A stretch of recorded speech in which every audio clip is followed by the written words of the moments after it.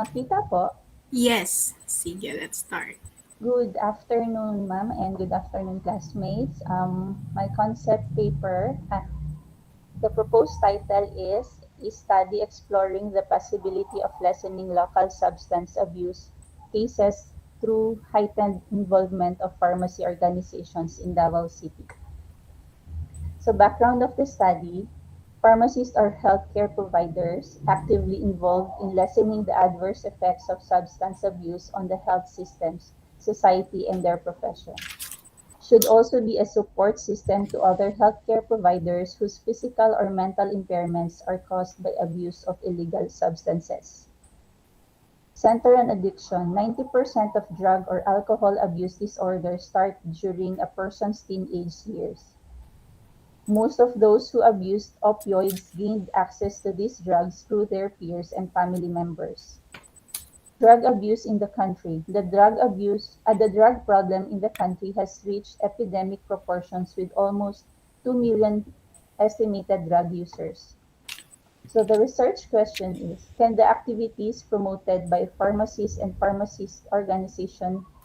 organizations help lessen cases of substance abuse in the city? Methodology: quantitative non-experimental research design utilizing correlational technique with the application of regression analysis. Correlational technique was used to describe the relationship between two variables by determining the magnitude and direction of the relationship. It employed the use of questionnaires as the research instrument. The data collection was based on the questionnaire distributed to the respondents and which served as the primary instrument. The questionnaire was designed in order to accumulate enough information pertaining to the objectives of the study. Sa conceptual framework of the study, ang independent variable is activities performed by local pharmacists and pharmacist organization. Then the dependent variable is lessening of substance abuse cases in Davao City. And these are my references. Yun lang, ma'am. Okay. Sige. The first thing that I want to know is what are these activities na you are going to explore? Ang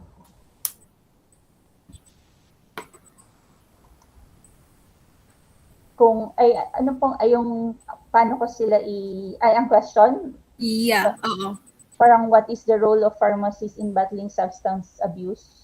What are plans and programs pharmacist groups and associations can develop and implement to help curb substance abuse and its effects? Ah, What are okay. the local substance abuse related cases that pharmacists can help in? So who will be the respondents of the study? As in the whole pharmacy association or pili lang? Hospital, Parang community? com- siguro po parang more on community. Okay. So hindi pa nagagawa itong activities na ito kasi plan pa lang. Oh, opo. Who will be initiating this plan na mga activities? Medyo hindi clear sa akin yung objective ng study. Ano nga yung objective ng study na ito? Um,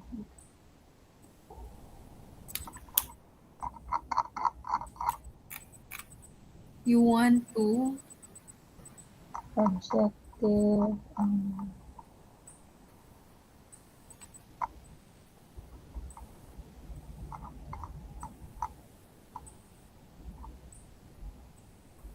I is actually there a significant relationship between active involvement of pharmacist groups and associations and lessening of local substance abuse in the local community? I, okay. Parang ano, parang very for me parang hindi siya clear kung ano talaga yung dapat makuha in this study. Kasi, like example, lessen the substance abuse in the community. How are you going to measure that? Kasi Mhm. you're going to conduct the study man. So, yung dapat ma-measure mo yan siya. How will you know na na-lesson na? Where will the data be coming from? Um, kung, ay,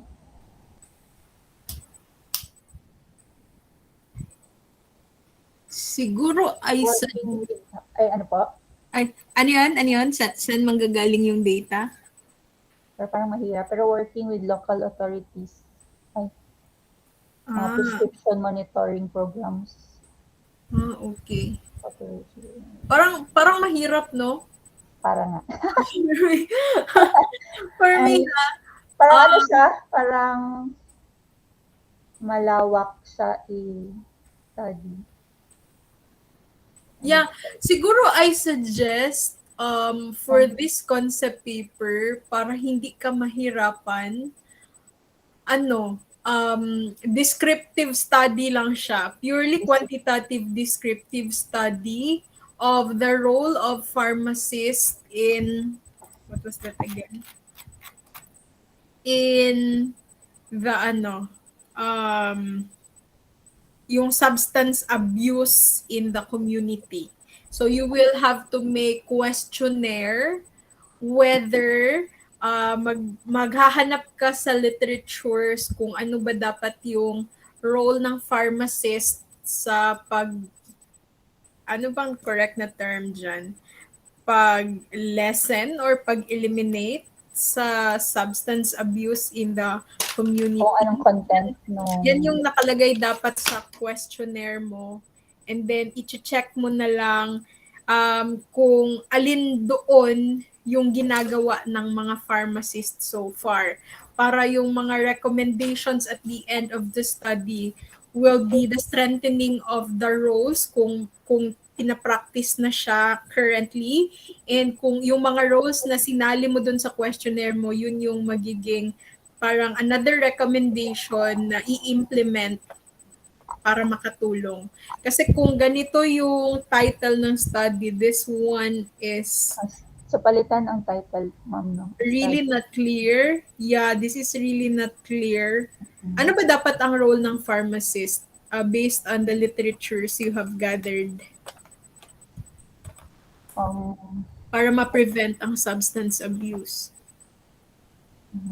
inform ng, More on ano, no, the information, drug oo, information drug services. information, ano lang siya.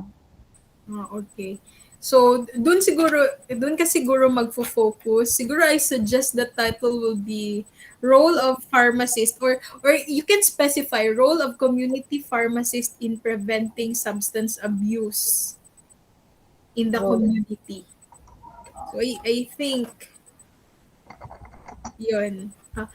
Role of pharmacist in preventing substance abuse. In If you want to specify the research local in the title, then you can have the Davao City. So as a whole, pwede yun siya. Or if you want to lessen the scope of your study, you will just specify an area in Davao City where you are going to conduct your study. Pero I think mas mabuti naman na Davao. So Para mas marami.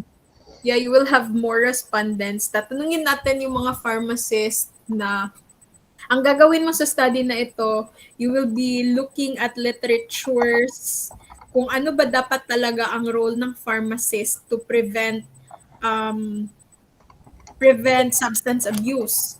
So, hanapin mo and then gawin mo siyang questionnaire. Ipapasagot natin siya sa community pharmacist. And then, ayun, yung kagaya ng sinabi ko kanina, i-check na lang nila kung ginagawa ba nila or hindi. So, at the end of the data gathering procedure, we can really describe what role ang ginagampanan ng mga pharmacist nowadays. So, hindi ka na mahirapan. Mahirap kasi kung mag-use tayo ng word na lesson, we Oo, cannot really measure it and mahihirapan tayo sa data. okay po. Noted, Okay. ma'am. Sige. Thank you. You have questions? Actually, nirecord ko yung message. Yung sinabi mo, Okay, so it's okay. So, please. When so okay na tayo doon sa title. So Opo, na-type ko naman. I think some of the background of the study will also be revised based on the title. So, when you do the background of the study, you first start with the problem. So, I think your problem will be the substance abuse, and then in your discussion, it will be followed by the things you have researched about the role of pharmacists about the substance abuse. And then this is also true for other researchers ha. You will always end the background of the study with the general objective. So kaya tinatanong din siya, what is the objective of your study? So that should be the end paragraph of the background of the study.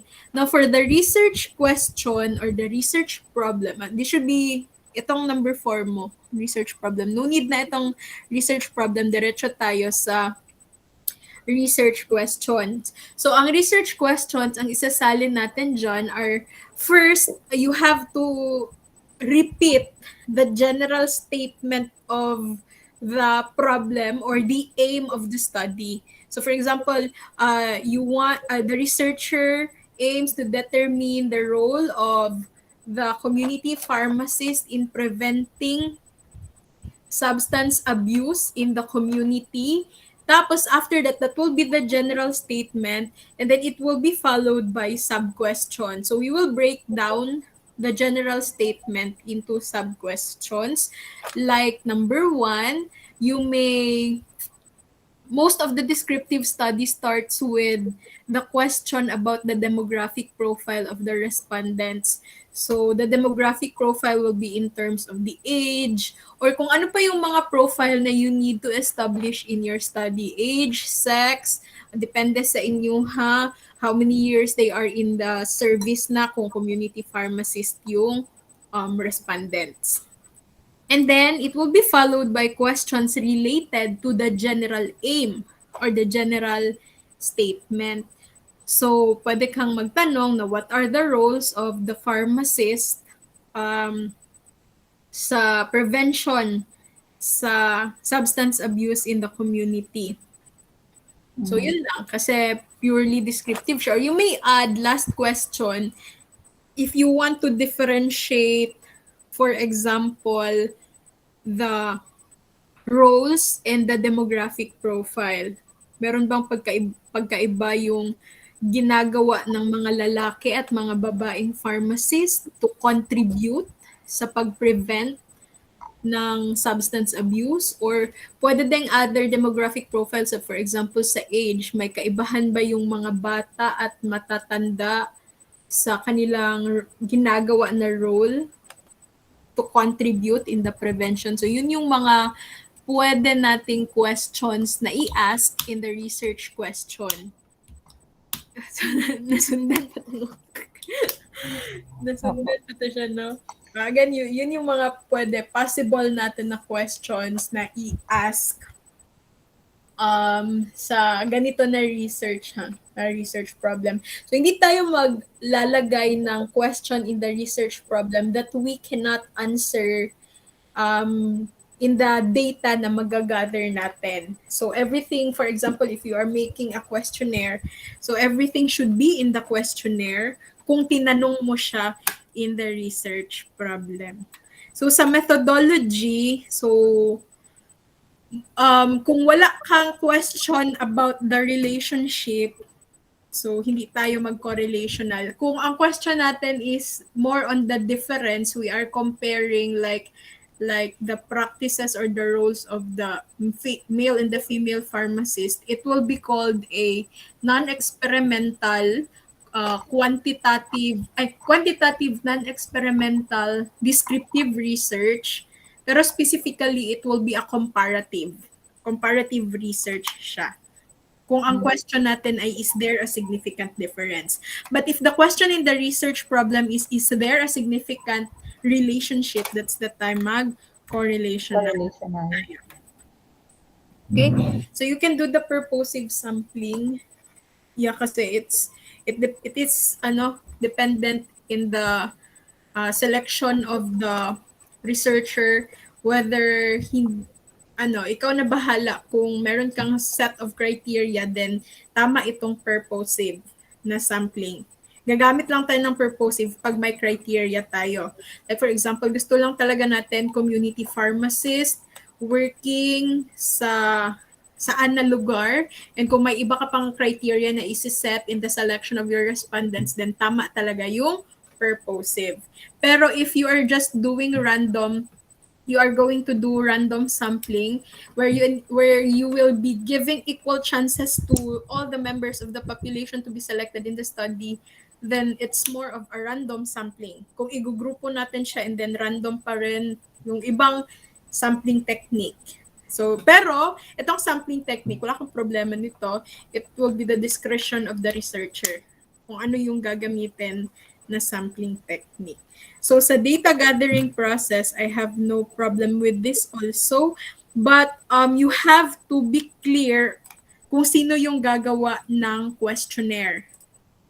So, pwede kasing mag-adapt ng questionnaire from the other researchers, Reviews na. or you can make your own as long as it will be validated by experts also. You can adapt na pwede mo siyang i-adapt na kokopyahin natin yung kanilang questionnaire as long as nagpaalam tayo sa kanila. Pwede din mag-adapt pero may mga modification. Pero when we do modifications of the questionnaire, it will also require validation from the experts. So yun lang yung idadagdag natin when it comes to the methodology.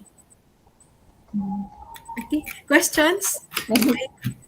I think okay na ako with those things, or ikaw may clarifications ka pa. Wala naman po. Na-clear, na-klaro na. Okay. You can ask questions sa akin ha if Sige po. for example, Actually, may tinignan po ko isa yung relationship between, ano nga yun? sorry, what was that? Between the perception of the public on the roles and actual functions of the community pharmacist. Sorry, ano to? Actually, may isa rin akong relationship between the perception of the public on the roles and actual functions of the community pharmacist. Okay. Pero, ito na lang muna pinili ko. So, yung pala mas mahirap.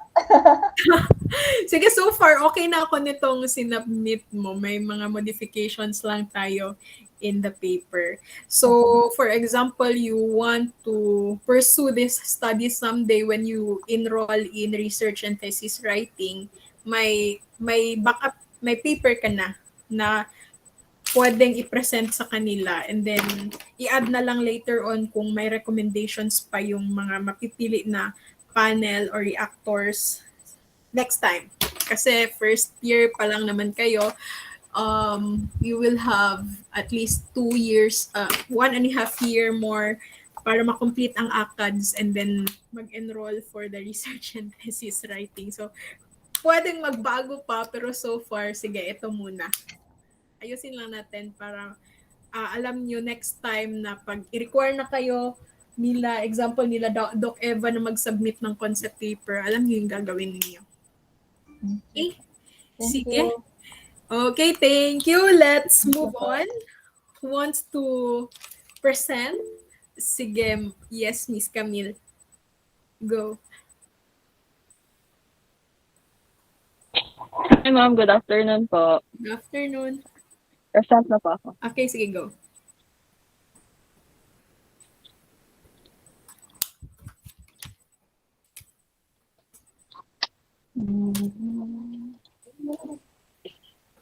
My proposed title is Hospital Pharmacist Readiness to Fight COVID-19 during the Delta variant surge in Southern Philippines Medical Center.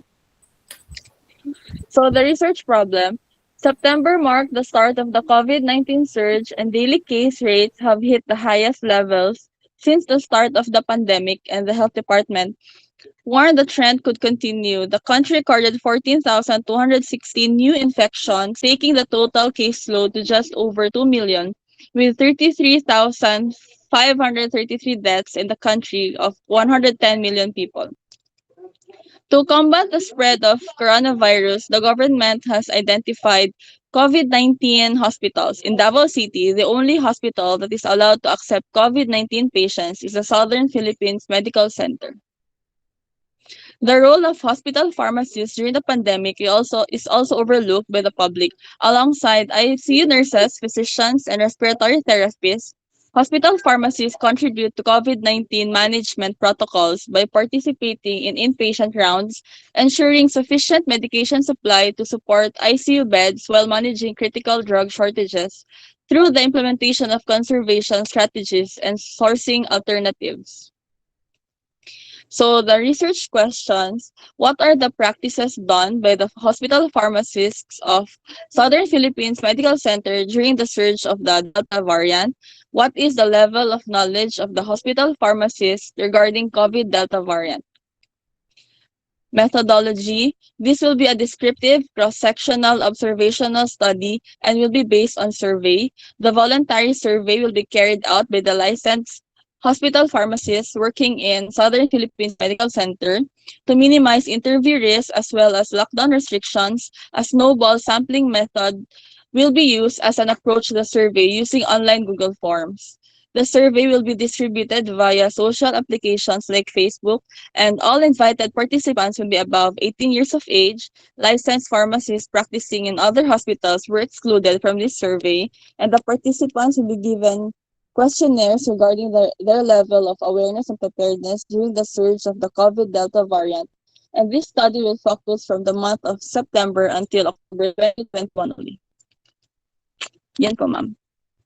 Okay, thank you. That is ano no, level of hospital pharmacist readiness to fight COVID-19 during the Delta variant surge in Southern Philippine Medical Center. What is the main objective of this study? Main objective.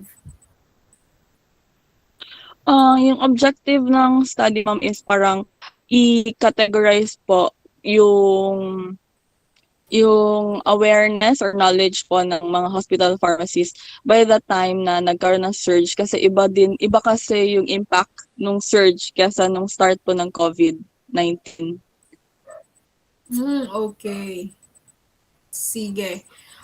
Kasi I find it yung title mo and yung research question and even the main objective, parang hindi sila nagko-connect. Aligned. Kasi Yes po. your title is about level on, readiness. But Readiness. readiness, how prepared they are. So, iba Mm-mm. kasi yung Yes question po. pag inask mo sila ng kanilang awareness or sa kanilang Sa readiness knowledge. po. Yeah, and even Pero their yung practices. practices, ma'am, okay po. Sa practices, iba din kasi siya. So, kung yun talaga ang gusto mong malaman to categorize whether they are aware or yung mga practices na ginagawa nila, yun dapat yung nasa title. Mm-mm. So, Yes po.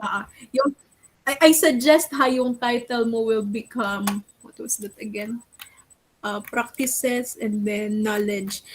Pwede nang isahin si knowledge and si awareness. Pwedeng isang ano lang sila. So you can just use either knowledge or awareness. So pwede mo na Mm-mm. siya, example, knowledge lang talaga. So level of knowledge and practices of hospital pharmacists in in SPMC during, what was that again? Delta variant The surge. Delta variant surge. Yes po. So, pwede na ganun. So that, magko-connect na sila. Na yun Mag-align yung po sa research questions. align na din siya sa research question. So, kaya Yes po. the first question I had was, asking you about the objective. Kasi kung ang objective mo readiness, yung research question yung papalitan Ang natin. change po. Opo. Pero kasi yung objective mo is more on the awareness and the practices. So, yung title yung ating i-adjust. Okay? change po. Sige. Okay po. Adjust lang natin yung title natin. And then Yes po. your background of the study or research problem, please add the aim of the study sa last paragraph. And then I'm okay with the research question, but I think if this one is a proposal, I think the level of the knowledge will come first before the practices. Okay po. So, baliktad lang natin. And then you may also add, kagaya ng sinabi ko kay Ma'am, sino nga yun kanina? Ma'am Ransen, kanina, most of the descriptive research starts with the demographic profile of the respondents. So you may also ask Yes po. that in your research question.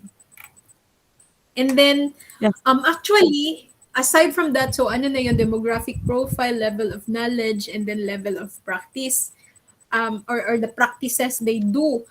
So, pwede ka ding magtanong, ikaapat ng, ano, meron bang relationship ang knowledge nila sa variant na yon and yung practices na ginagawa nila. 'Di ba? Yes po. Kasi minsan baka alam talaga nila what is the delta variant and so on, but how about their practice? Does it mean kung mataas yung knowledge nila, Yes po. does it mean na nagpa-practice din sila with the ano ba yung dapat i-practice nila, Yes po. transmission prevention measures, ganon. So pwede mo siya i-add sa number 4 sa research question. And Yes thus, po. your research methodology will become a correlational study. Ano siya? Yes po. Non-experimental.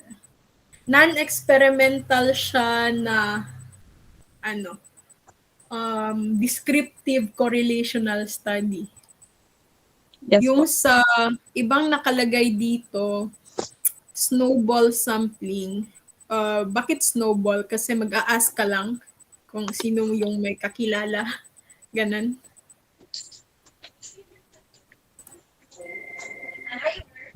Or purposive ito. I think I suggest this will be a purposive sampling kasi may purpose ka naman talaga, may criteria ka. Respondents mo lang are pharmacists working in SPMC. Pila na sila kabuok? Do you have an idea kung unsa na Nasa sila mga kalag? 70 to 80 po. Marami pala pharmacist dyan? Yes po. Okay. So that's enough already. Pwede na yon. Pero yung sa sampling, it will be more of a purposive sampling kasi may criteria kang sinet. Pharmacist lang sa SPMC. And then naglagay ka pa ng exclusion criteria na hospital pharmacist working in other hospital institution will not be included in the study. So kapag ka Yes po. ganon, tandaan nyo lang, pag may inclusion or may exclusion criteria, the sampling technique will be purposive sampling. Purposive. Yes po. Yeah. Kasi the snowball sampling is more on yung referral system nga. For example, mostly ginagamit kasi natin yan siya. Like example sa HIV. Kapag ka HIV patient yung Yes respondents na po. mahirapan tayo maghanap, di ba? And then their data Yes po. are confidential. So, parang Yes po. magsusnowball ka lang, mag-ask ka lang kung may kakilala ba sila and so on. Pero ito, pwede ka kasing pumunta sa SPMC and ask permission there na magkakanda ka ng study. You can still have the Google form online, pero you can ask permission to the SPMC that you will conduct studies sa mga pharmacist there. So, hindi siya magiging snowball sampling.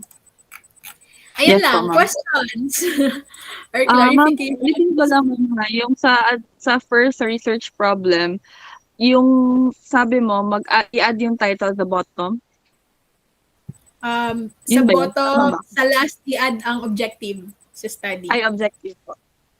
Ah, Okay po. So, sa research problem, i-add sa bottom yung objective of the study. yeah, oo. Anything else? Wala na po, ma'am. Wala na. Okay, sige.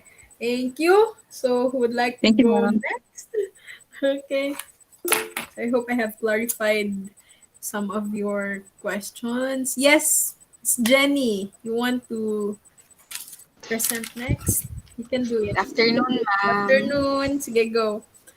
Let's have your concept paper.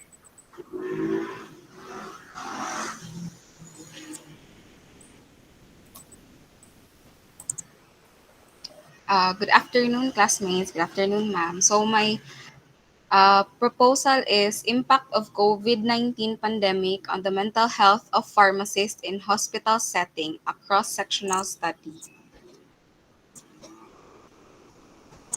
So the background of the study is with the current pandemic, pharmacists are put into a lot of stress with new health protocols, medicine shortages, and even the fear of getting the virus since pharmacists are often the first point of contact with patients and other healthcare workers. This may result to a negative impact to their mental well-being. This study will provide information to how this pandemic affected pharmacists in their work or on how they are coping with stress if their mental health is not being overlooked by their employer. So the objective is of this study is to know the effect of COVID-19 pandemic on the mental health of pharmacists in a hospital setting to assess if the psychological health of hospital pharmacists are being protected and to evaluate the occurrence of medication errors, wrong dispensing with poor mental health. So the research question is what is the state of the mental health of the pharmacist working in hospital setting in Davao City? How do the pharmacists working in the hospital setting in Davao City cope and adapt to their mental health issues or concerns in the time of COVID-19 pandemic?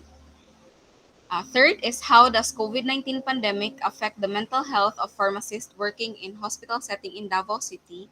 And lastly is what would the pharmacists working in the hospital setting in Davao City need to improve their mental health and stability during the time of COVID-19 pandemic?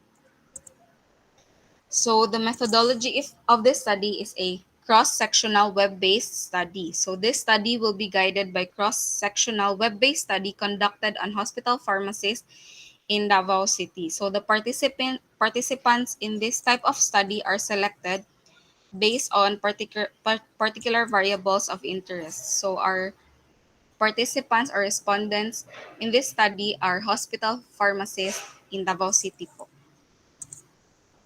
So first, the reviewer will conduct a thorough literature review of the relevant articles for designing the survey instrument. So the study will utilize the Generalized Anxiety Disorder or GAD-7 and Patient Health Questionnaire or the PHQ-9. So the GAD-7 is used to measure anxiety and the PHQ-9 is used to measure depression. Data collection will be carried out using the convenience of sampling technique. The survey would be done online and would be filled out in Google Forms. So different social network sites such as Viber, Facebook, Messenger, LinkedIn will be used to spread the survey. So the questionnaire will have 25 items and 3 sections. In the first section, the respondents' demographic information will be collected, including the gender, age, marital status, education, and living place. The second section will have 7 questions about the exposure of hospital pharmacists towards COVID-19 with yes and no options. So sampling characteristics and data analysis will be evaluated using descriptive statistics. So that's all po, ma'am. Thank you. Okay. Thank you. Wait lang ha. So this one is impact na impact of COVID-19 sa mental health. Wait lang.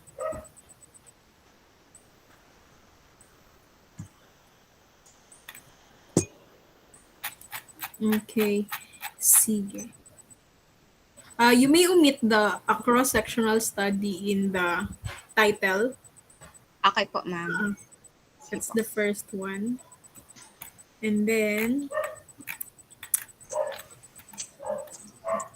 objectives.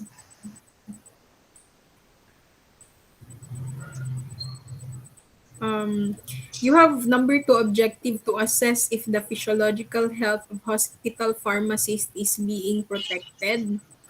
How are you going to measure this in your study?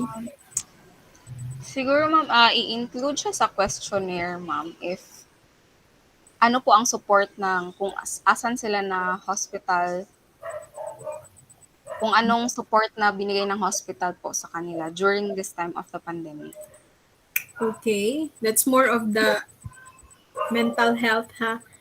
Yes po ma'am. But you have to include, if you are going to include this as an objective, you have to include a question about that in your research questions, which I think hindi ko nakita. Hindi na-include, no? Tama ba? Parang hindi ata ma'am. Sige po Okay. ma'am. Note ko Sige. po ma'am.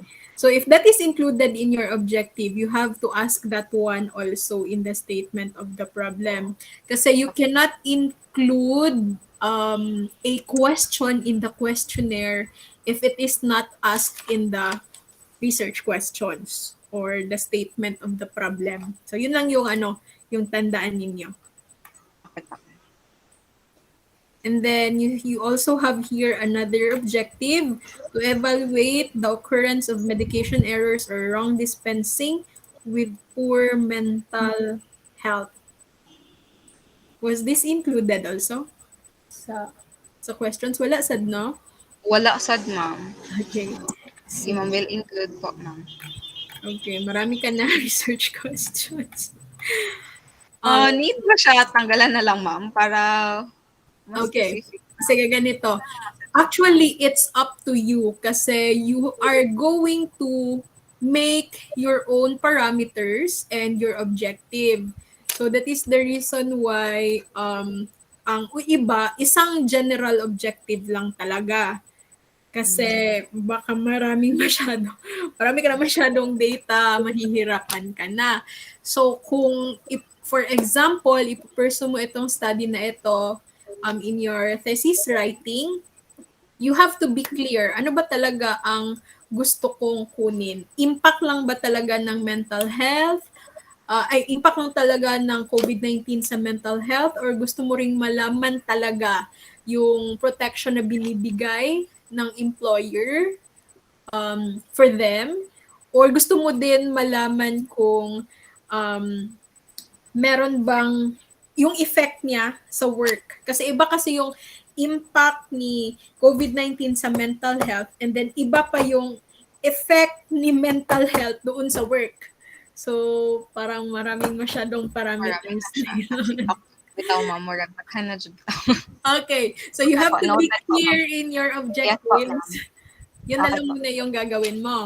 Okay And po. then, yun yung pagpipilian mo ngayon kung ano yung ilalagay mo sa research question. So, based on the submitted concept paper, I'm okay with the number 1, demographic profile. And then, number 2, ano, hmm, state of mental health. So, I think you presented the different test materials ng psych, no? For this. Yes po ma'am. Okay. Are, are we allowed to use that? I'm not Meron akong question ma'am. Pwede po ba ma'am, like for example, magpa-validate sa like psychological centers about sa ani na part? Kay since we are not um, experts sa how to evaluate sa mga psych test. Yeah.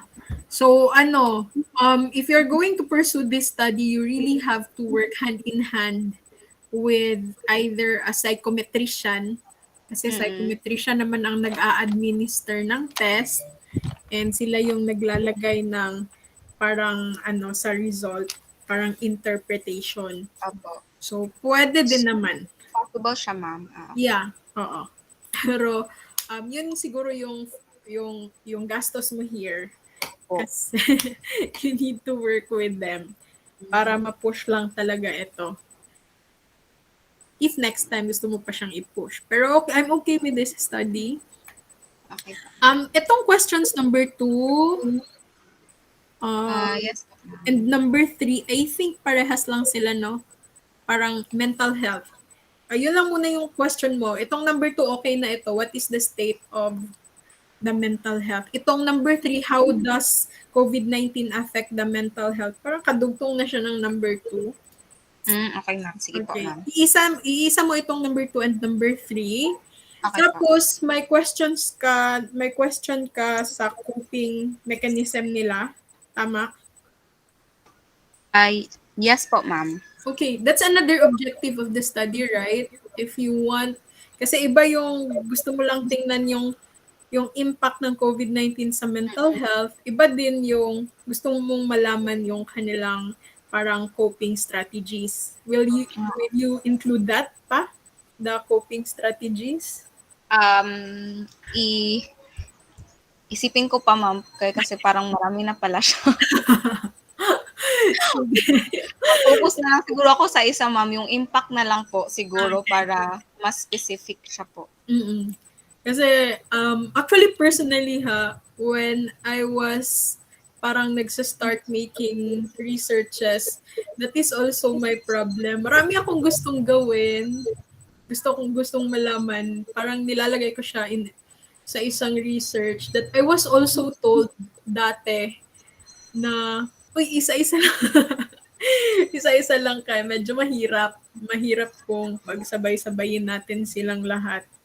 Nahihirapan tayo mismo sa paper, sa data gathering, and most likely sa data analysis kung medyo marami na siya. Pero it's okay. If you really want to include the coping strategy, I have no problem with that also. Okay po. Pero yung question is like what? What siya magsa-start? What are the coping strategies? Ganyan. Okay po. Noted po, ma'am. Kasi pag mag-a-ask tayo ng how, parang magfo-fall siya into a qualitative research. Like you're going to interview them how they cope up with the stress. Ganun. And then, mostly the cross-sectional study is mahuhulog siyang correlational study. So you can include also question about asking the relationship between variables. So for example,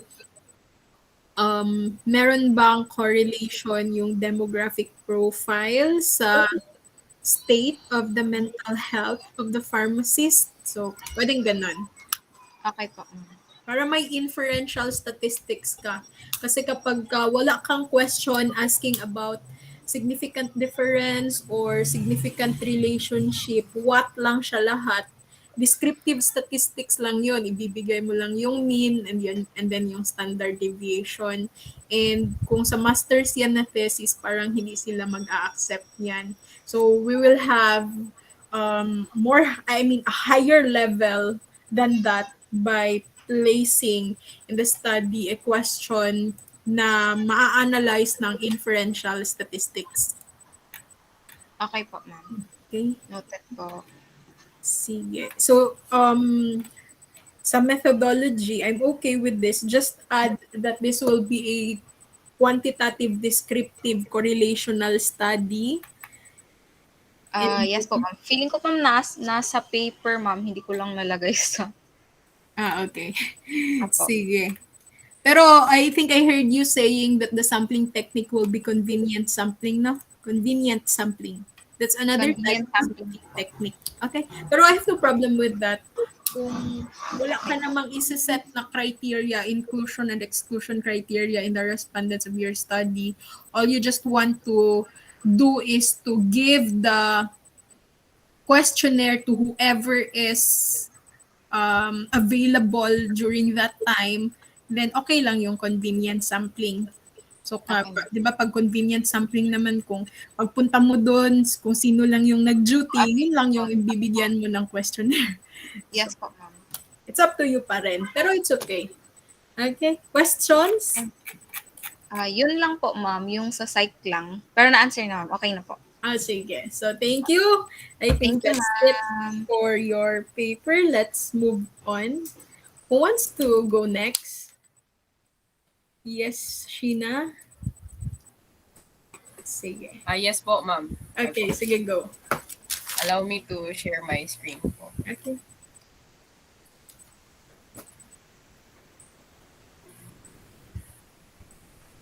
Nakikita na po ba, ma'am? Yeah, sige, go. So, my proposed title po is Management and control of asthma in elderly patients positive with COVID-19, a quantitative systematic review. So background of the study, asthma in the elderly and COVID-19. We all know that asthma is one of the most common respiratory diseases in the world. And asthma in the elderly population is associated with different diseases. Asthma confers greater susceptibility to SARS-CoV-2 infection and severe clinical outcomes of COVID-19. And asthma in the elderly is phenotypically different from young patients, especially when aging process is taken into consideration. Now, my research questions po is what interventions are being done to improve the quality of life of our elderly patients, and what common anti-asthma drugs are given to them, and what corticosteroid drugs are effective considering that they are elderly, so inhaled corticosteroids po ba or oral corticosteroids. And my research design po is, of course, systematic review design. So, a systematic review is a review of a clearly formulated question that uses systematic and reproducible methods to identify, select, and critically appraise all relevant research and to collect and analyze data from the studies that are included in the review. And when I searched po kasi when you're using uh, systematic review, you have to apply po Prisma flowchart. So, kapag sa Prisma flowchart, number of studies included in the previous version of the review, and then yung nagse-select ka po, and then you run it down to the most specific and most recent, and then you exclude all other unnecessary journal articles that you have reviewed to finally formulate or find a specific answers to your questions, I think. And then for my inclusion criteria, the study design is observational. The participants would be asthmatic elderly patients positive with COVID-19, and the setting would be elderly patients admitted in the hospital. I omitted the location. I think ma'am parang kasi wrong. So for the location, it would be here in CDO, and then for the intervention, di rin po ako sure. It's for the corticosteroid and anti-asthma drugs. And the outcomes is, my aim is to what are the ways to improve the quality of life of our elderly patients with asthma that are positive with COVID-19. And these are my references. That's all po, ma'am. Okay. Sige. Before I give my comment, mag-CR sa ko, Yes po. kadali lang ha. Okay po. Sige po. Sabi ba kayo na ko? Okay po. Sige po. Budget lang.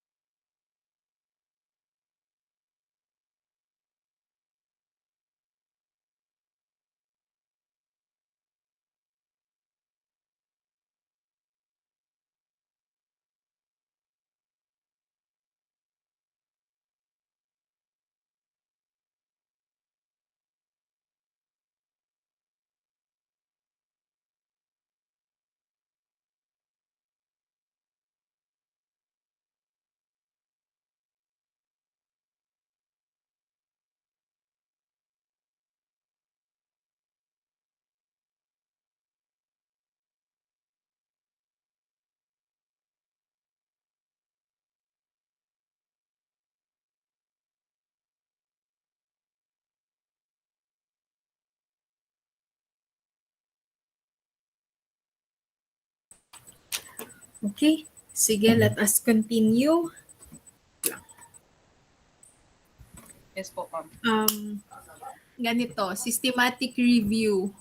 Yes Kapag po. systematic review, we will have the acronym PICO, Okay po. and those things shall also be seen in the title.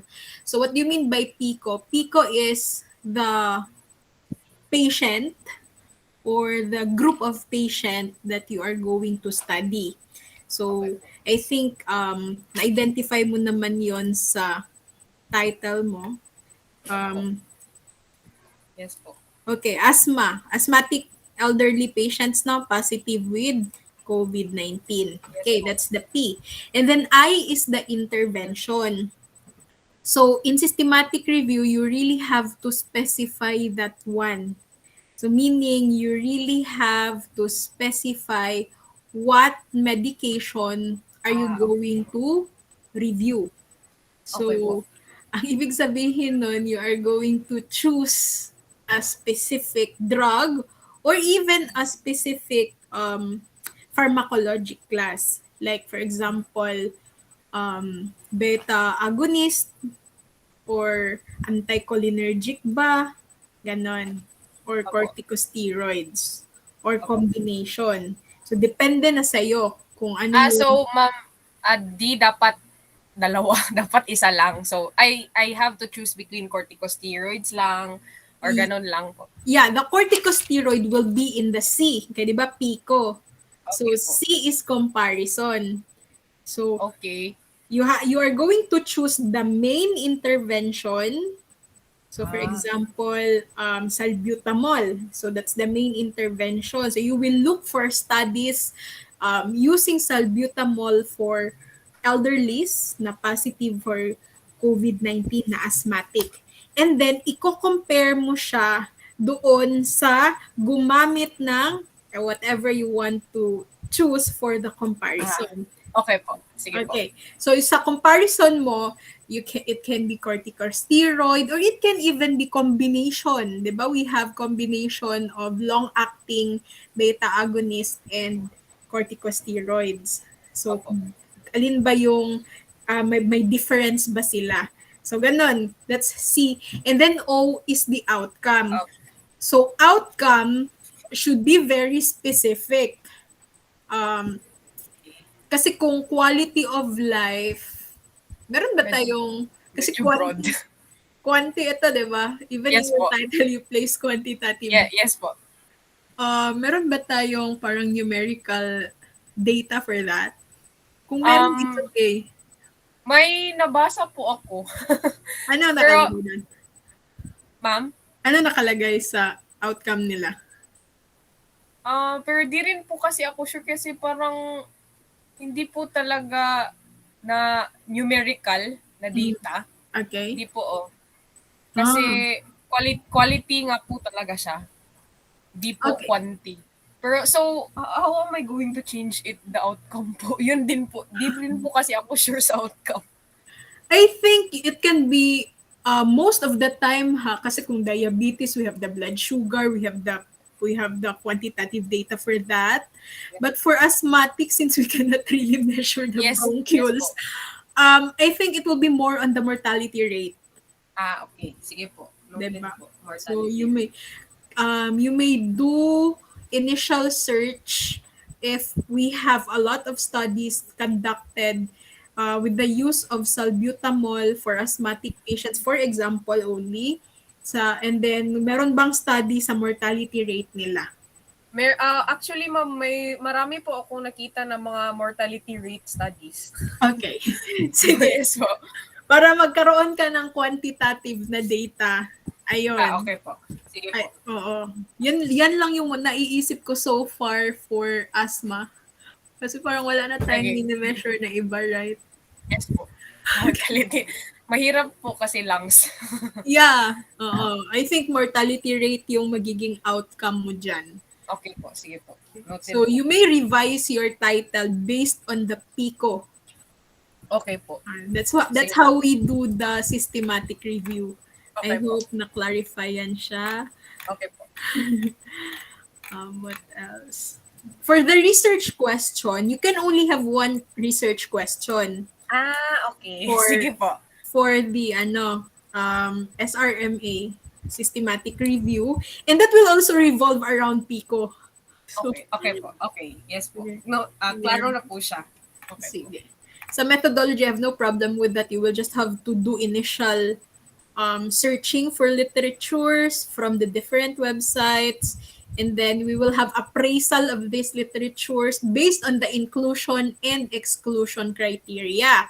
Now, let me just clarify in terms of the location. The research local will be here. I mean, the place of the study will be here kasi you are here. You will be conducting the searching here in the Philippines. Pero when you say kasi setting, you have Ah, to identify kung saan galing yung mga studies na yon. okay po. Sige Okay. po. So for example, wala kang mahanap na sa Pilipinas lang talaga na study. So wag mo ilagay na sa Pilipinas. So Okay kung po. example ang makita mo kay various studies pero all over the world. So the setting will be all over the world. Okay po. Sige po. Global. Okay. Studies produced globally. That will be Okay the po. setting. Okay. Any question about the conduct of the systematic review? Okay na po, ma'am. So, ma'am, I just need to change my title para Yeah. included po yung PICO. Yeah, the research questions also. And, okay. So, Research dapat question. yung research question po is one Ito po. lang. One, Ito. one, one, tapos naka-revolve around PICO po. Ah, ah. Okay po. Sige. Noted po, ma'am. Thank you po, ma'am. Okay.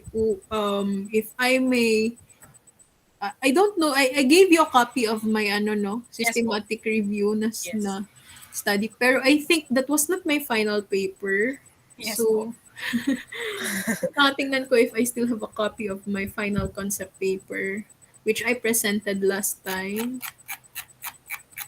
Yeah, I think I have.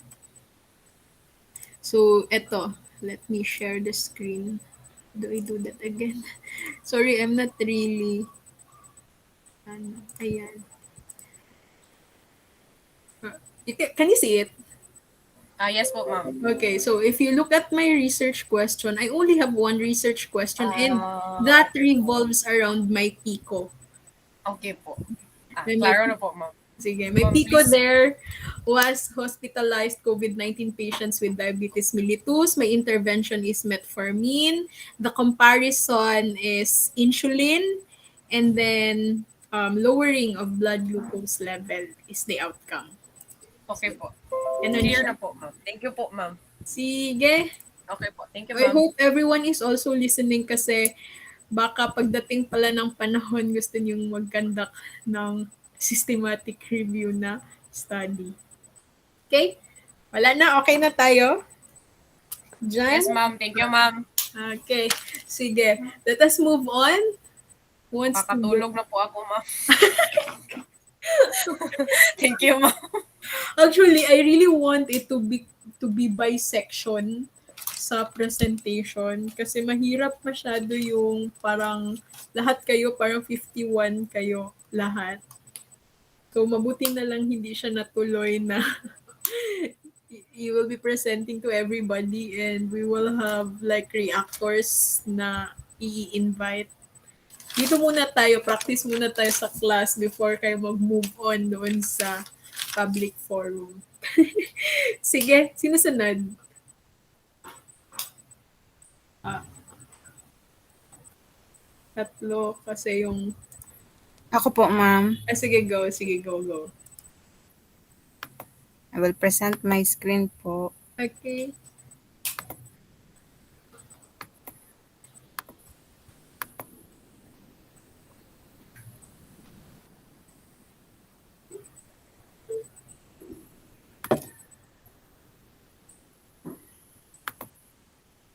Good afternoon, ma'am. Good afternoon, classmate. My concept paper, the proposed title is The Comparison of Adverse Drug Reaction on Pfizer-BioNTech and Moderna Vaccine Among 12 years old to 17 years old. So research problem, while most children have had mild or no symptoms, thousands have been hospitalized and several hundred have died. children with underlying conditions are more likely to experience severe effects of COVID-19, but even healthy children can be severely affected. Like adults, children can have adverse reactions from the COVID-19 vaccines, including sore arms, muscle aches, fever, and chills. In most, the adverse reactions are mild, lasting 1 to 2 days, and symptoms can be treated with Tylenol. These adverse reactions are signs that the children's immune system is building protection in response to the vaccine. Research question: so, what are the difference on adverse reactions on the two COVID-19 vaccines approved among the patient ages 12 to 17 years old? The objective first to identify the different adverse drug reaction on Pfizer BioNTech and Moderna COVID-19 vaccines among 12 to 17 years old, to evaluate the number of patients who have same adverse drug reaction towards Pfizer BioNTech and Moderna COVID-19 vaccines. Third, to identify what is the most common adverse drug reaction on Pfizer BioNTech and Moderna COVID-19 vaccines among 12 to 17 years old. And fourth is to assess what age group has the most experience of adverse drug reactions on Pfizer BioNTech and Moderna COVID-19 vaccines. Some methodology, this research the researcher will study about the difference and adverse drug reaction that will manifest on the children ages 12 years old to 17 years old. The selection of respondents will be using probability sampling on the age group 12 to 17 years old. This study is a descriptive survey and a descriptive comparative, and the method we'll be using for survey is an online survey using email to gather the answer and information from the respondents. And here's my reference po. Okay. Thank you. Wait lang ha. Number one, mm, brand man na nila, no? Those are brands of vaccines. If we do studies involving brands of products, we cannot actually we are not actually allowed to divulge Ah, information about them if we do not ask permission from them that we are going to conduct a study about their product. opo. So, siguro ang nakikita ko here is your study will be purely descriptive and Opo. you may include other brands. Ano bang dalawa lang ba ang tinurok sa mga bata? Moderna lang and Pfizer? Moderna and Pfizer pa ang karon po nga gi-approve diri sa Philippines. Okay. So, pwedeng sa title mo, palitan mo lang. Huwag mo lang i-divulge yung name ng mga brands. Opo. So, Murag vaccine A, vaccine B ana, ma'am. yeah. Pero sa title, ano na lang, adverse drug reaction of Opo. vaccines used or administered among um, the pediatric, we call them pediatric group, no? Para ma-simplify siya. Like, Okay po. para hindi mo na ilagay yung 12 to 17. So, ano na lang, ganun. Um, adverse drug reactions of vaccines administered to pediatric groups in the Philippines. Okay To po, the ma'am. pediatric. Okay. So, in your introduction, you may you may actually divulge the name of the vaccines in the introduction, but in the data hindi na mag-vaccine A, vaccine B ka na. So Okay po. hindi mo na siya pwedeng sabihin kasi hindi naman din tayo mag-a-ask permission from them na magkakandak ka talaga. Opo. Another thing, we will have 12 to 17 years old no as your respondents. okay lang naman Yes. din siya. Pero you have to ask permission pa rin sa parents or sa guardian kasi minor. And Mm-mm. then another thing, you have to research here, um, parang literatures na ano ba talaga yung mga expected na adverse effect nitong mga vaccines na ito. Para sa questionnaire, ano na lang, mag-check na lang sila. Pero do not Opo. forget to consider the time. Kasi may time involved here, di ba? Kasi kagaya ng, merong nag-present ng kagaya na ito na study sa kabilang section na nag-comment yung isang pharmacist involved in the monitoring of the adverse effect sa vaccines, 'di ba? Parang right after parang half an hour to 1 hour kung example nag-headache yung bata, ayun, mako-consider siya na vaccine related. Pero Okay.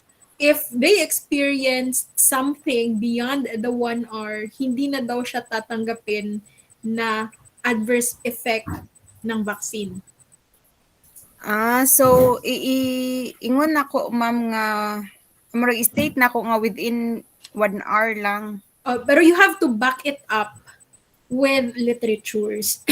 So that is Okay. why you need to research ano yung expected adverse effects ng mga vaccines na ito and ano yung time frame na ano isasali mo.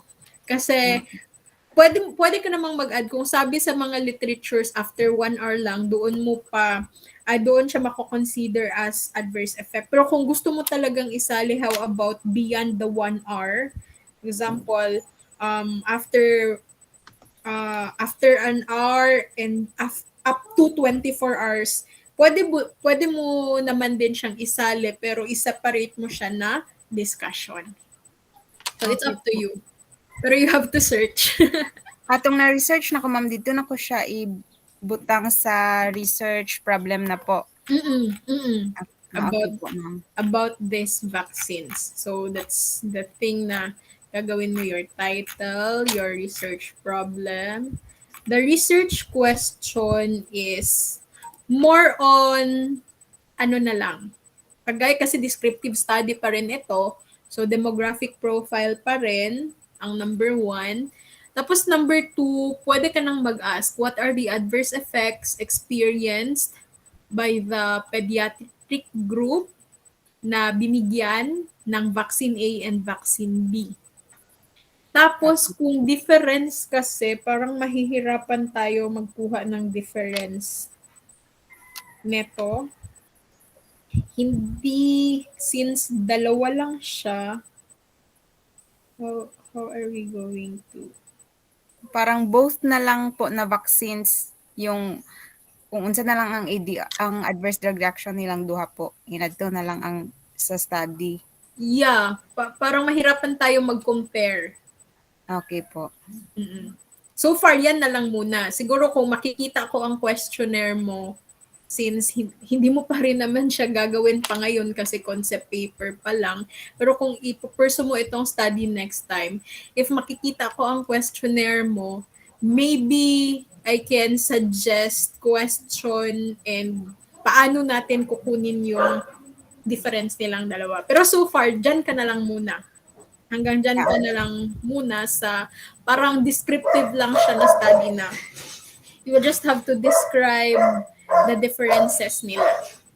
I mean the adverse effects nila. Okay po, ma'am. Tapos So, i-state ko po, ma'am, nga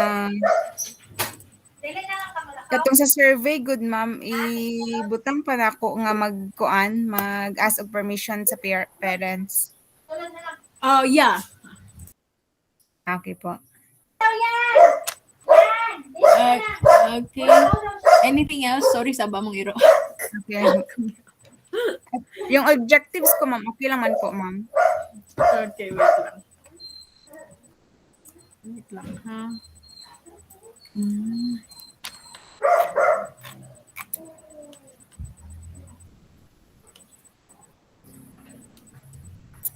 Okay lang naman ito. Pwede mo siyang i-paragraph.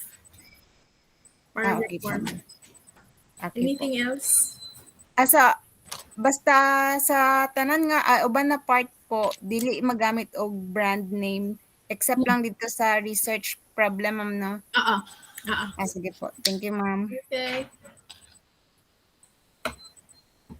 Wala na? Okay na Okay tayo? na po, ma'am. Opo, ma'am. Thank you, Okay. ma'am.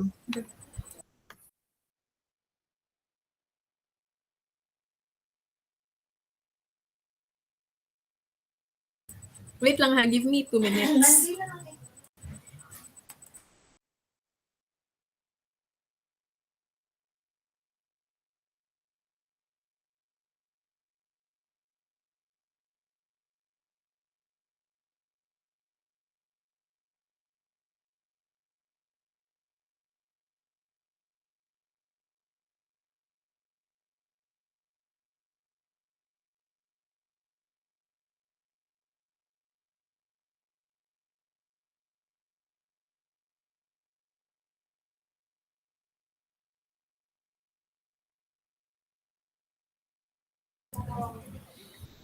Okay. So, okay na tayo kay Miss Teresa. Let's move on. Who wants to go next? Ako po, ma'am. Ah, sige, go.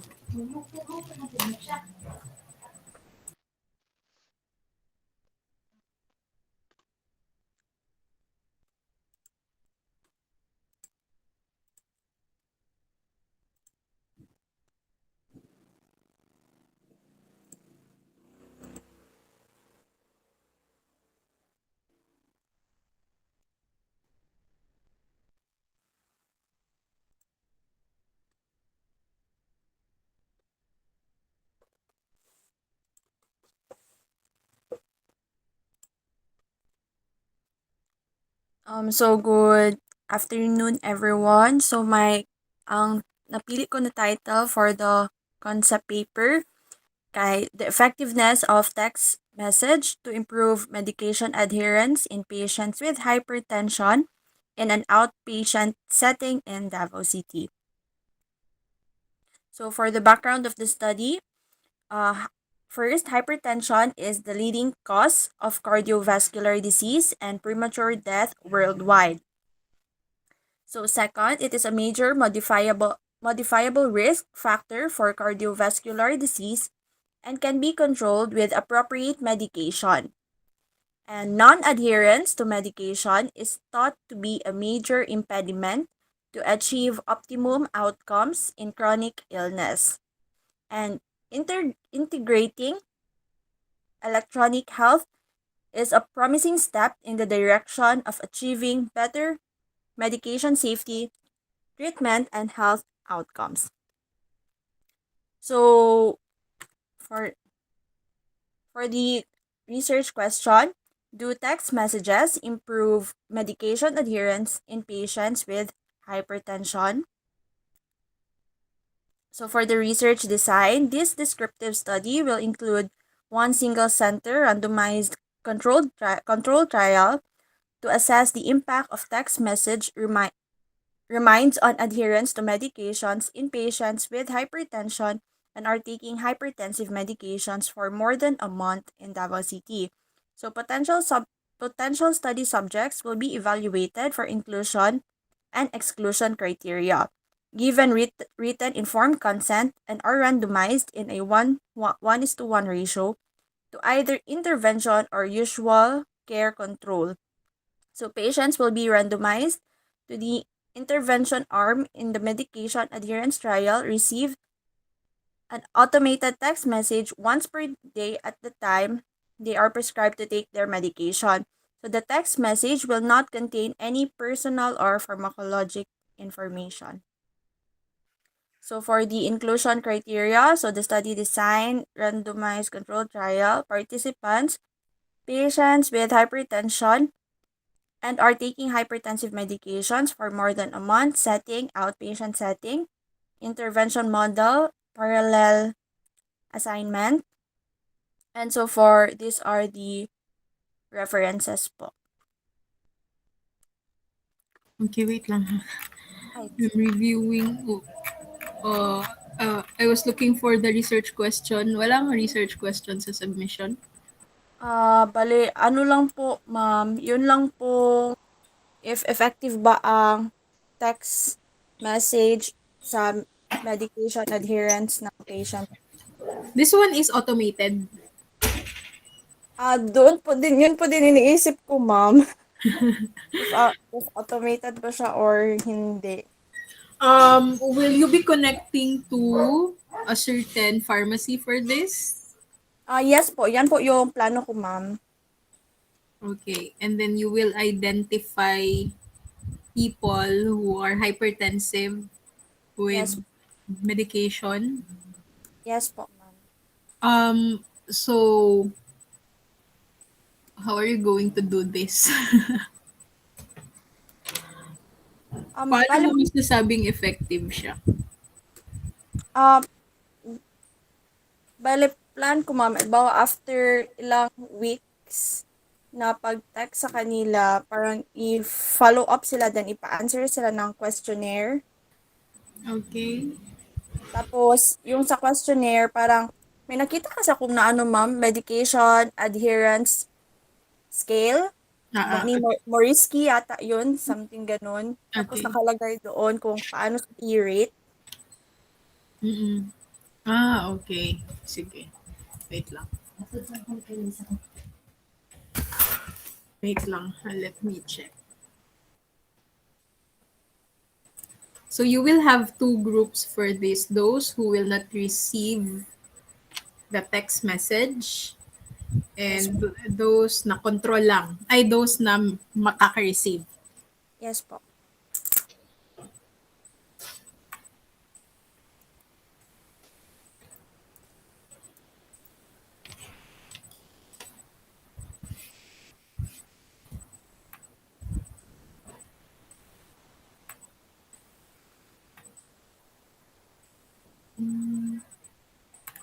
Okay. I think yung suggestion ko lang is idagdag mo sa paper mo yung research question mo. Sige, sige po, ma'am. Okay. So everything should have a research question. And then you have to identify whether that is automated text messaging or you will really do that one by one. Grabe. Yan. So, so Dana, ikaw mismo mag-remind sa mga sarili na you will be going to Text text everyone. them. And then remember that this patient has different, I mean, they have different time for, ano no, yung Tayo mag-take ng take pills. na Yes po. pills nila. Pero mahirap, medyo mahirap siya. Pero, so far, okay lang naman ito sa akin. Maybe next time when you're going to have your proposal, you really have to think about this and how are you going to do the study kasi medyo mahirap. And if this will become an automated text message, you will have the budgeting for this kasi paano mo siya gagawing automatic? Yes. Yeah. Ma'am, may question po ako, ma'am. If systematic review yung concept or yung study mo, ma'am, consider ba yan siya as descriptive? Systematic review is a mixed method. Correct. Mixed method kasi we will sa systematic review we will have the linguistic data which Mm-mm. is coming from the reviewed studies, and then at the same time we will have also quantitative data kagaya nung kay Sheena kanina na meron tayong quantitative data like blood sugar or mortality rate, so it's a mixed method. So, pwede din siya, ma'am, if sa aming, halimbawa sa future na plan namin Yeah. for the thesis, ma'am, Mag ganyan. systematic review, yeah, you Yes, can ma'am. also do that. Thank you, So ma'am. as Thank you. long as sundin niyo lang din yung sinabi ko kanina kay Sheena na you have to identify the PICO first before tayo mag systematic review. So Sige, noted. Thank this you, one is ma'am. okay. This one is recorded, so I'll be sending you copies for this. copy of the video para you may also recall. So far, okay lang. Dagdag mo na lang yung research question mo, and if you can be more specific sa methodology, you can also revise your methodology. Okay? Sige, ma'am. Thank you. Okay. Next. Fritzy, you want to go next? Yes po, ma'am. Okay, sige, go.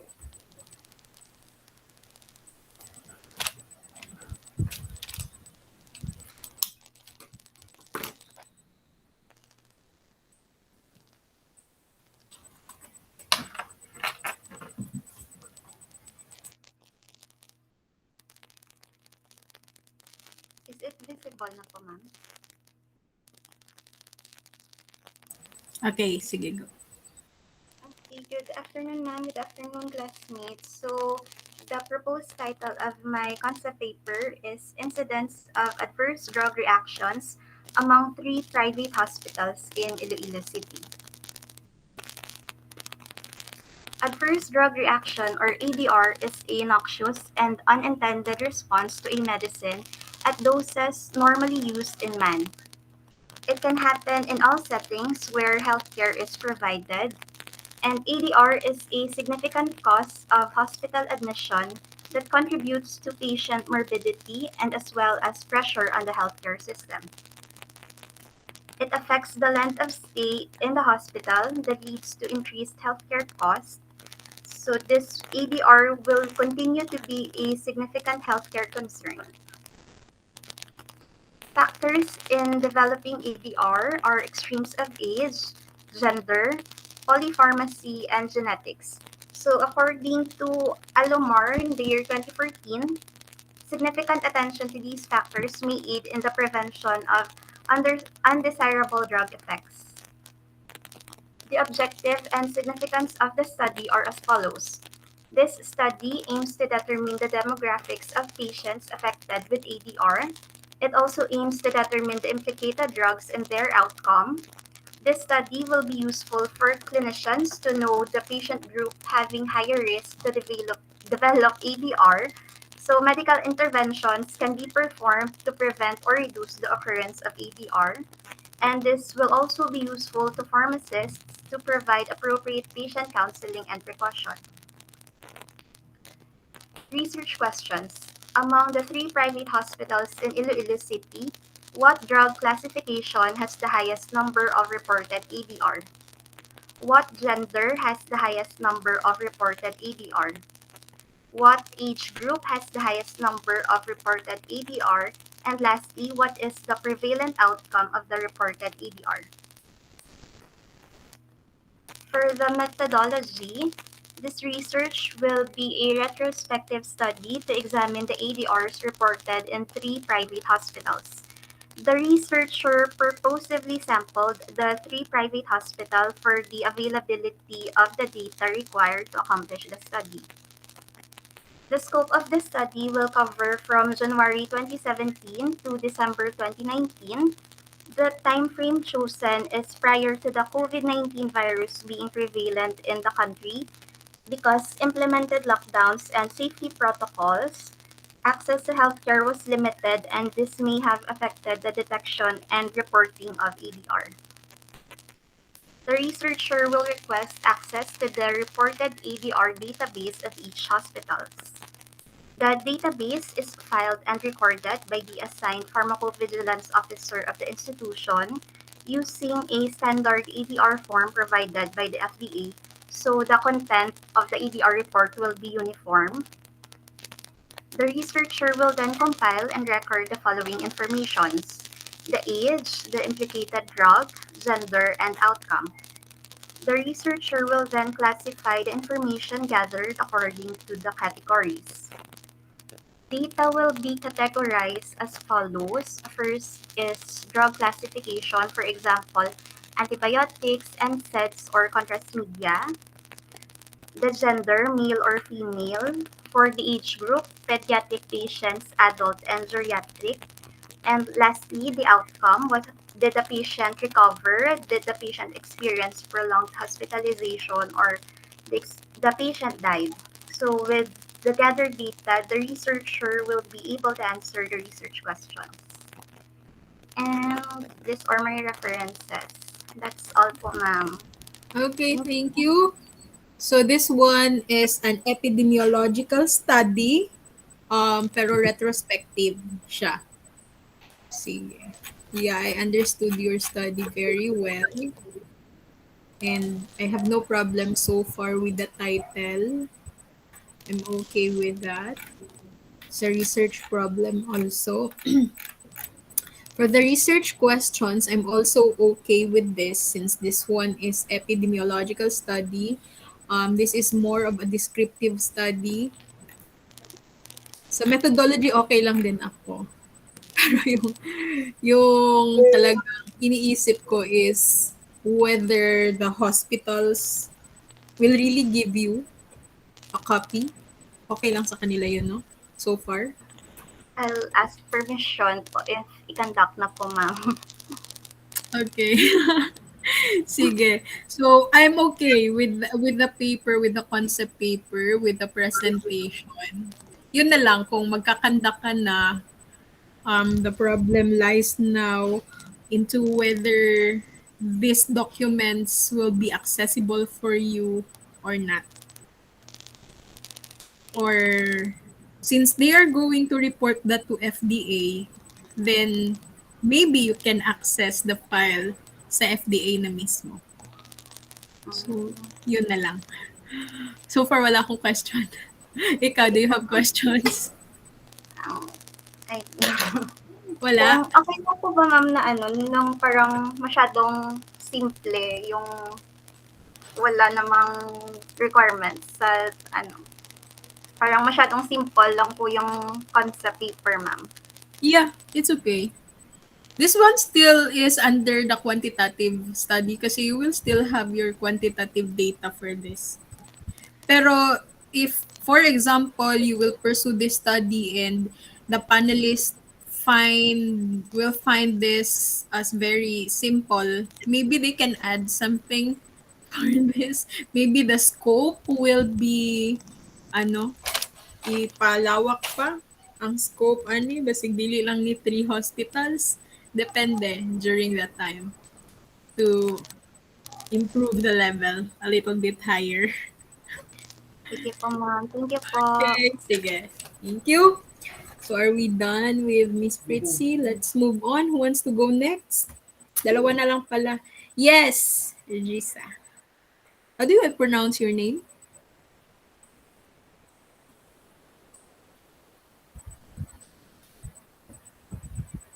Lang mic.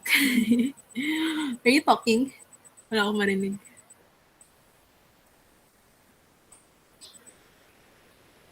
Wala.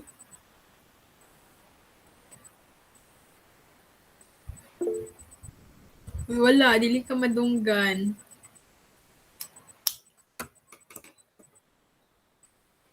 Walay madungog.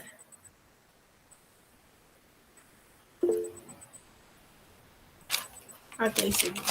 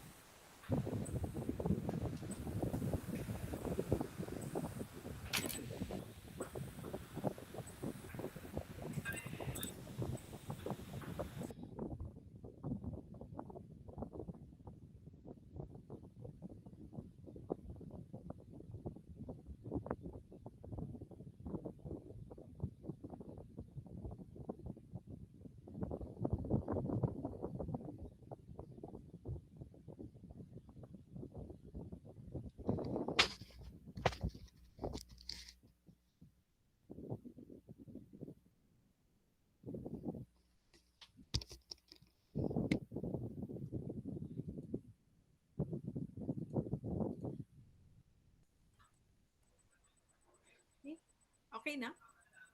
Sorry, out.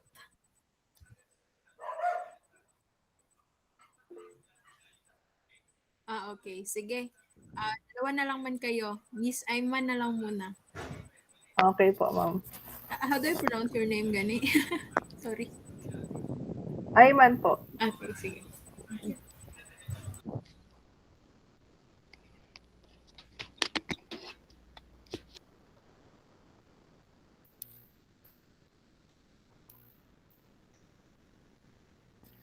So my research title is The Effects of COVID-19 Vaccine to Survival Rates of the Patients with Chronic Obstructive Pulmonary Disease in City Health of Zamboanga City. Then here is my background of the study. First, nearly all deaths have occurred in the patients with significant underlying chronic disease, such including COPD and cardiovascular diseases. And also, the COPD is a significant risk factor for hospitalization, ICU admission, and mortality in the patients with COVID-19. So the people with the asthma or COPD are at the higher risk for the serious problems from the certain vaccine preventable diseases, which is by the Asthma, UK, and British Lung Foundations in 2021. And the chronic obstructive pulmonary disease is a significant risk factor for hospitalization, ICU admission, and mortality in patients with COVID-19.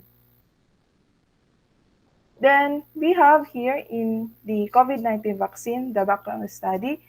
The COVID-19 infections continue to spread, suggesting that the effective vaccines and antiviral drugs are required to curtail diseases and the pandemic. So they present the case here in the sa journal nung sa reference ko na um, that the COPD exacerbations after the Pfizer vaccine, which is the BNT162b2, which has not been described in the available literature so far. So this is um, my research gap. Then, in the case states that the patients have severe form of COPD exacerbations and after the vaccinations, so which required hospitalizations and the non-invasive ventilations. So here's my research question. Is there any effect of COVID-19 vaccine to survival rate of COPD patients? And number two, research question, is there any significant difference in the survival rates of COPD patients with COVID-19 vaccines versus the survival rates of COPD patients with COVID-19 vaccines? So my research design is the correlational quantitative design. So the correlational studies aim to find out if there are differences in the characteristic of populations, which is um, the non the patients who has the COVID-19 vaccine versus the patients with no COVID-19 vaccines, which has a COPD. Then, depending on whether or not subjects have been exposed to an event of interest in the naturalistic setting. So here is my variables. So the dependent variables, which is the chronic obstructive pulmonary disease patients, and the independent variables, which is the COVID-19 vaccine, and the control variables, which is the survival rate. So dito ako magme-measure sa study ko yung survival rate. Then the data gathering sampling, which is I will use the retrospective and the prospective data gathering sampling. So here's my reference. So yun lang po, ma'am. Okay, sige, thank you. Sige. For the title, siguro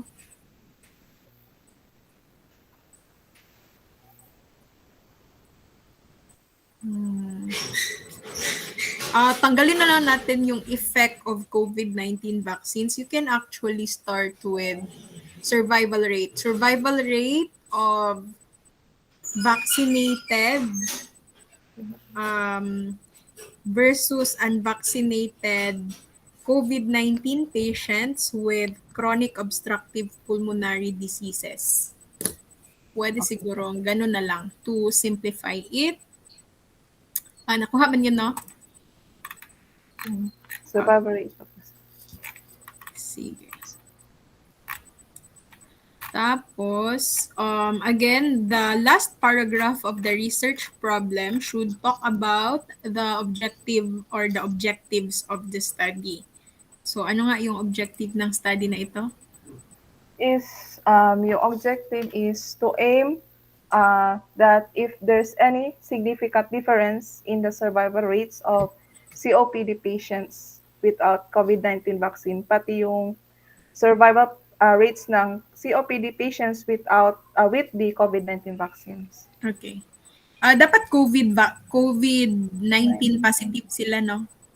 Oh, yes po. Dapat, yeah. Okay, so you include that one in the methodology under the inclusion criteria that the patient should be positive with COVID-19. How can you get the data for this? Parang sa hospitals This, lang ganon. opo. Sa City Health po, dito sa Zamboanga City po, ma'am. Okay. Pwede mo na tanggalin actually in the title yung City Health Okay. in Zamboanga City. Pwedeng iiwan mo si Zamboanga City pero pwede nang tanggalin si City Health. Okay. Okay. And then for the research question, siguro ang una mong itatanong is what is the survival rate of the vaccinated patient? Tapos yung ikalawa, ano din yung survival rate ng mga unvaccinated? Before ka magtatanong sa ikatatlo, if there is a significant difference between the survival rate of the vaccinated and the unvaccinated. So, ganun yung gawin mo sa research problem para talagang connected and aligned siya with your title. Okay. Sige. What else? For the methodology, I think I saw something. Nilagay mo kasi kanina, retrospective and prospective. Opo. So that will include data from the past And for the future. and for the future. Opo. So, gano'ng kalayo yung future na yun? until the end lang ng data gathering mo? Opo. Okay, Until the sige. end. Okay, I have no problem with that also. Doon lang sa variables na pinakita mo, in this study, actually, your independent variable is the vaccinated and the unvaccinated, the vaccinated and the unvaccinated COVID-19 patients with COPD. Kasi yun man yung kinokontrol natin sa study. Yung iba, igugrupo natin siya dito sa vaccinated. Yung iba, dito naman sila sa unvaccinated. And then, that is the independent variable that is being manipulated in the study. And then sa dependent variable, that is actually the outcome variable. So ano ba yung mini-measure natin? 'Di ba? Ang mini-measure natin is the survival rate. So yung survival rate, dapat yun yung magiging dependent variable. Okay, and then what was the last one? I'm going to take note. If I see your okay. The research design. So wala kang question about relationship, right? Walang research question about relationship. So it is not a correlational study. Instead, comparing man tayo, vaccinated and unvaccinated. So the research design na appropriate is actually quantitative pa rin, descriptive, but comparative. So ano siya? Quantitative, descriptive, comparative research design. So you can revise your methodology section. Okay? Questions or clarifications sa paper? Oh, wala na po, ma'am. Okay, sige. Thank you. I hope nakuha yung mga recommendations ko and na-clarify yung ibang questions about your study. So, let's move on. If wala na ang question, since Gisa na lang. Hello po, ma'am. Madungog na ko, ma'am. Yeah, sige, Okay. go. Let me share my screen po. How do I pronounce your name, gani? Gisa Rizali po, ma'am. Okay, sige. Go. Okay. Makita po, ma'am. Okay, sige, go. So, ma'am, lahi yun siya sa tanan, ma'am. So, nagduwa-duwa ko tama ba kung ginahimo? Yeah, it's okay. Experimental na study, no problem. Yes, ma'am. So, good evening, everyone. This is my concept determination of the pediculicidal activity of the formulated leave-on conditioner from the anthraquinone of saluyot seed extract. So, background of the study, head lice or pediculus capitis is a common problem among children which can cause psychological frustration because of itchy and irritated scalp. This is because of the tiny parasitic insects which live on human hairs and feed tiny amounts of blood drawn from the scalp. So, in Falgas et al. 2008 mentioned in their study that lice infestation is prevalent among refugee children, child laborers, street children, jail inmates, and children accompanying their mothers in prison.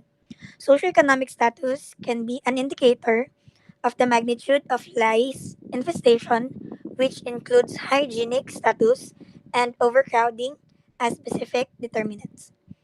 So this is the part for the plant na po. Saluyot is a leafy vegetable from the plant whose scientific genus name is Corcorus.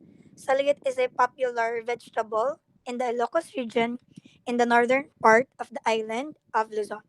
Saluyot is grown mostly as a pot herb, but it is also famous in other countries such as India for its sturdy natural fiber. This plant contains flavonoids that can be used as insecticide. This has led the researcher to characterize the anthraquinones, which is a derivative of anthracene that can be found in saluyot seeds, to innovate safe and environmentally acceptable pediculicides. The researcher would like to address the problems associated with head louse infestation by providing and developing a better, cheaper, and safer alternative pediclicidal agent using Coccarius elatorius or Desaluyot.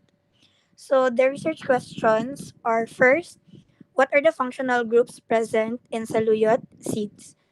Next is that do the levels of lead conform to the allowable limits set by Food and Drug Administration in the Philippines? And third, at what concentration is the formulated leave-on conditioner effective against Pediculus humanus capitis? So the research design is pre-experimental design. Pre-experimental designs are research schemes in which a subject or a group is observed after a treatment has been applied in order to test whether the treatment has the potential to cause change. So these are my references po. Then, yun lang po, ma'am. So, mo to, ma'am. Kanang brag feel na ko kay, ang tanan kay naga about COVID and everything. Tapos ako kay nagpalahi-lahi, gyud na ba? Pedicilicidal, ma'am. Okay lang ba siya, ma'am? Like, sa tanan po, ma'am, is brag ang ilang ginahimo is systematic review. Then, ang nakuha is more on laboratory, ma'am. Okay, I want to make use na lang po, ma'am, since nasa academe ko, ma'am, then ang ako adyong kaning main purpose man po, ma'am, sa pagmasteral kay sa academe pod actually po, ma'am. So, gamiton ang laboratory. Okay, sige. Actually, Okay naman na experimental na study no, wala may problem with that. Sorry, dali lang ha. Pwede mag-excuse ako kadali. 5 minutes lang yun. Kay saba kayo. Tapos I'll be back.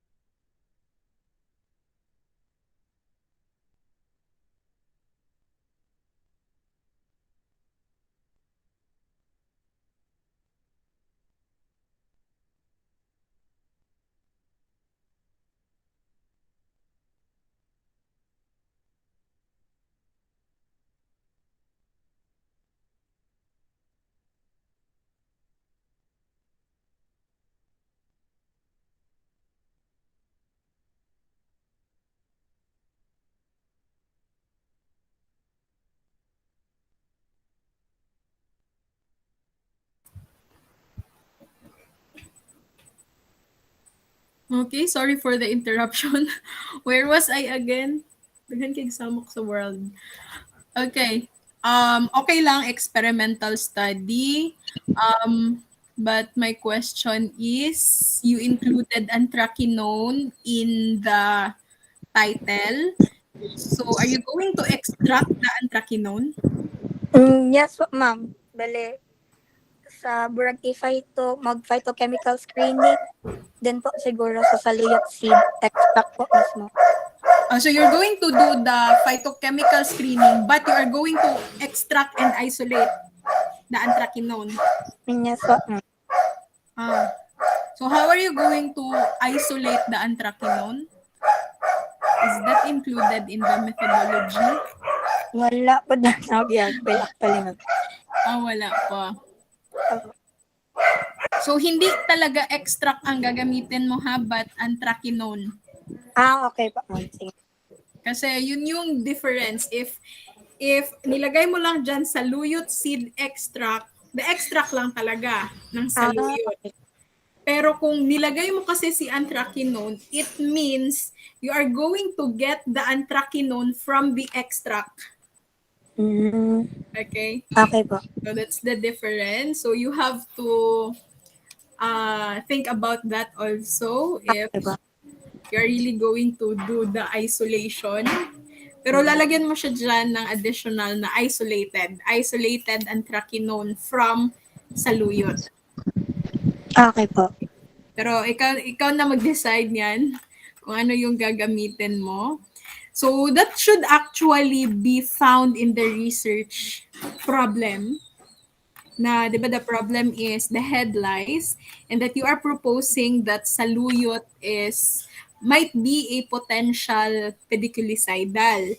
Okay, And ma'am. it should be found also in the research problem na what type of anthraquinone? Wala na Okay po, ma'am. or anthraquinone lang talaga, whatever it is. Basta anthraquinone. Okay po, ma'am. Okay. I-appeal kit po siya, ma'am, kung unsagit ang specific good pa po. Yeah, kung hindi mo siya makita na ma-specify ang anthraquinone, the anthraquinone na lang. And you have to include literature na nagsasabi na anthraquinone are really used as pediculicidal. Okay po. Okay, so that's for the introduction. Now, for the research questions, you are going to do phytochemical screening. Why are you going to do the phytochemical screening again? For the one, ma'am, po yun kung nasa anthraquinone mismo seed. Okay. So you're not really sure pa kung may anthraquinone dyan siya or wala? Yes, ma'am. Ha? Ay, sorry. What was that? Yes po. Sorry, saba mo iro. Ay, you're not sure pa kung wala. Ay, kung naa or wala. Opo, Tama ma'am. ba? Yes Kung, po. Bali, mm, i-figure. okay, I get that now. So you have to remove anthraquinone from your title. Okay po. Kasi you are yet to determine pa kung may anthraquinone ba talaga siya or wala. Okay po, ma'am. Extract ka lang talaga. Ang gagamitin mo for the study, for the experiment is the saluyot seed Extra extract. po. Okay po. So, pero pwede mong i-mention si anthraquinone in the research problem na stating literatures kasi pwede mo naman hanapan yan ng literatures about the phytochemical ng seed. Pag may literature ka na hanap dyan na may anthraquinone siya, you can include that in the research in the background of the study, but you also have to add literatures na nagsasabing pediculicidal talaga si anthraquinone. Okay po. Ayun. And then, what else? Research question. We have to be specific here. So you have there, functional groups. Functional groups pala ang hinahanap mo, not the phytochem. Magkaiba yun. Pag nagtanong ka ng functional group, iba yun. Pero pag nagtanong ka ng phytochem, iba din yun. So, Okay. functional group talaga. So, mag-FTIR ka nito na test for the functional group. And then you have additional testing for the lead content. Okay po. Tapos number 3, concentration. Pero wala kang question if effective ba yung saluyot as pediculicidal or hindi. Which is supposedly siya yung highlight dyan kasi Okay po. yan yung nakalagay sa title mo. So, how are you going to do the experiment? In vitro? Yes po, ma'am. In vitro gid siya nga. Okay. In vitro. So, you have to also include that one in the title pala. Determination of the in vitro pediculicidal activity. Kasi specific dapat yon. So, di ba number of lice na namatayan pag in vitro? Tama? Yeah. Yes po, ma'am. No, so, Bali. yan yung magiging question mo dyan. Like, for example, number 4, what is the number of head lice? Ano bang pagka-state niyan? Killed after pila ka oras, na ba kay time frame for that? Specific dapat na siya. Tapos, number 5, since this one is an experimental study, kailangan meron kang control. So, either positive control or control lang talaga. So, tatanungin mo din, ilang kuto yung namatay sa control and sa positive control. And then number 5, tatanungin mo din if there is a significant difference between the number of kuto na namatay among the 3 groups, the control, the positive control, and your experimental group na ang binigay mo ay saluyot. So, i-complete mo lang yung research question. Okay po. Kasi kung Noted po. Okay, kasi kung tatlo lang, hindi mo makukuha yung objective mo dito. Kasi hanggang dito ka lang at what concentration naging effective. Ibang test kasi itong concentration, ibang test din yung bioassay na makikita mo talaga kung effective ba siya or hindi. Siguro, palitan natin itong number 3 para hindi siya masyadong confusing. Most of the time, ang tinatanong dito is what is the minimum effective concentration of the leave-on conditioner pala, no? Marami ka pala dapat questions dito kasi you have your dosage form. Apo, yung formulation niya po, na leave on pa. So, diretso ka na sa conditioner, hindi ka nadadaan sa extract. I-extract siya ma'am, tapos baguhon pag i-formulate pa po yun as a leave on.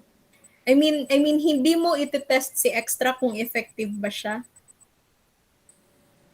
Diretso na po ma'am. Okay. Sige. So, tatanungin mo dyan, what is the minimum effective concentration of the formulated leave-on conditioner from, you have to compute that, saluyot seed extract against Pediculus humanus capitis. Tapos before ka magtanong doon sa ilang namatay sa bawat grupo, and last, ang pinaka-last talaga dyan is, meron bang significant difference na namatay doon sa tatlong grupo mo? That's how you formulate the research questions. Okay po. Okay. Noted po. Sige, questions about that? Wala na. Sige, yung sa methodology naman,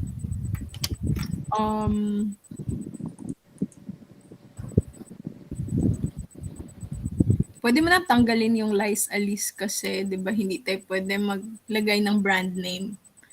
Yes. Just have the generic name. Pre-test.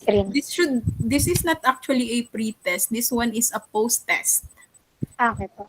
Kasi you will be measuring the number of killed na head lice after treatment pa. So that is post-test siya. This is a true experimental research design. Okay, tama. And then, ang hindi ko nakita is yung methodology for the functional group determination, for the level of lead. Kailangan kasi pag methodology, lahat yan. Kung tinanong mo siya sa research question, kailangan nasa methodology siya, paano mo kukunin yung data niyan. And then, yung methodology mo on how are you going to get the concentration na effective. And lastly, yung bioassay talaga na methodology. Yung in vitro talaga na testing for the pediculicidal na activity. So, hindi ko siya nakita here. But don't worry kasi you can research naman kasi hindi naman tayo gumagawa ng sariling methodology natin for experimentations, right? So, pwede mo siyang i-research. Pero kailangan nakalagay siya sa methodology. Okay po. Okay. So, questions or clarifications? Wala na pala. Okay. So, that's it. Everyone has presented the concept paper. Thank you, ma'am. Yung partial grade here for your final exam sa research. The other half will be for the paper itself. So we will not meet na on December 18. Instead, December 18 will be the deadline for the final paper ninyo. So isasubmit nyo lang siya sa Google Classroom. And then may remaining reporters at tayo, right? So yung remaining reporters hindi nakapag-report last time, kindly record na lang yourself sa inyong report and then isubmit nyo din siya doon sa Google Classroom, sa streams lang para everyone can access your report. Nakuha yan, no? Okay tayo with that. Sige. Meron tatlo ata. Sarah Hadil, Yamas, and Dakanay. Yes? Ma'am, yung about sa recording po, maghingi po ako, ma'am. Yung recording dito. Sige po. Kasi hindi ko masyado